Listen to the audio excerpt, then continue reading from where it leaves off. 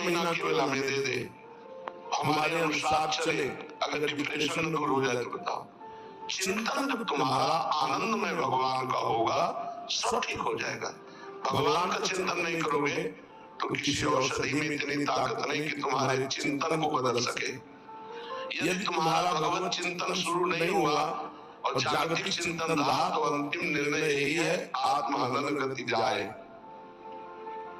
जो सृष्टि करने वाले की दुर्गति होती है वही दुर्गति उसकी होगी। हो सकता है वो इसी लक्षण में पहुंच जाए। जो न तरह भव सागर, अस समाज नर पाए, सुअति निंदक मंदमति आत्महनन गति जाए। वो निंदनीय है, वो मंदमति है, वो आत्महत्यारा है जो मनुष्य शरीर पाकर व्यर्थ का चिंतन करता है, भगवान का चिंतन नहीं करता। अब ऐसे ऐसे डॉक्टर हो गए, एक आए थे बहुत ही कमजोर स्थिति में, उनका हमें डॉक्टर ने बताया 3 बार हम ब्रह्मचर्य नष्ट करते हैं रोज, तो हम कफन तैयार कर दो, आगे की जो स्थिति आएगी वो कफन वाली आएगी, दूसरी तो है नहीं। कितने मूर्ख हैं, अपने को डॉक्टर समझते हैं। ब्रह्मचर्य का नाश करने वाला कैसे स्वस्थ हो सकता है?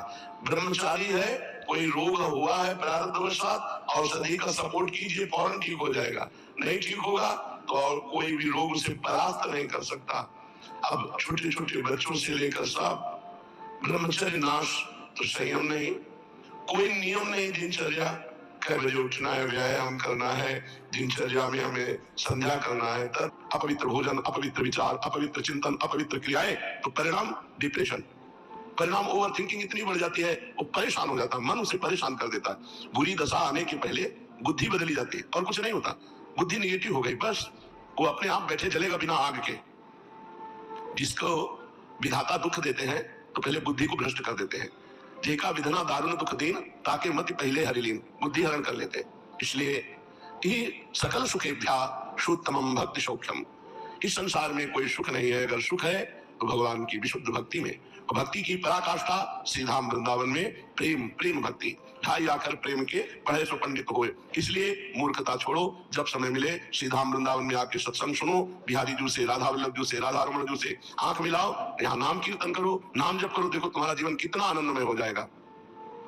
भजन्तमपि देवतान्तरं यथाक्षरे ब्रह्मणि, स्थितं पशुवदेव वा विषय भोग मात्रे रतम्, अचिंत्य निज शक्तितः स्वगतराधिका माधव, प्रगाढ़ रस दुर्गमं कुरुत एव वृंदावनम।